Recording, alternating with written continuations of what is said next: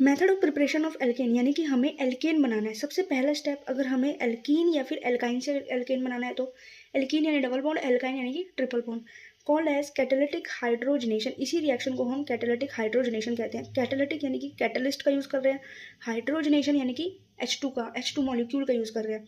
Catalytic यानी कि निकल प्लेटिनियम प्लेटिनियम, और हाइड्रोजनेशन यानी कि H2 मॉलिक्यूल का यूज़ कर रहे हैं, यानी कि हाइड्रोजन ऐड हो रहा है यहाँ पे। तो अब यहाँ पे हमारे पास यहाँ पे डबल बॉन्ड है कार्बन के साथ, यानी कि कौन सी रिएक्शन होगी है, एल्कीन के साथ। अगर यहाँ ट्रिपल बॉन्ड होता तो एल्काइन के साथ। हम इसको किसकी प्रेजेंस में कर रहे हैं, H2 निकल प्लेटिनियम प्लेटिनियम।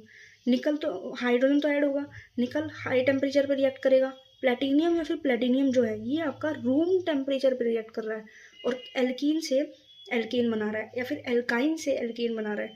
जो रेट ऑफ रिएक्शन है, यानी कि रेट ऑफ रिएक्शन यानी कि कौन सबसे जल्दी होगा, किसकी रिएक्शन सबसे जल्दी होगी, एल्कीन या एल्काइन की। जो एल्काइन है इसकी हाइब्रिडाइजेशन जो होती है वो लीनियर होती है, और जो एल्कीन है इसकी हाइब्रिडाइजेशन ट्रायंगुलर प्लेनर होती है। तो इसलिए जो रिएक्शन होती है, रेट ऑफ रिएक्शन, वो एल्काइन की ज़्यादा होती है।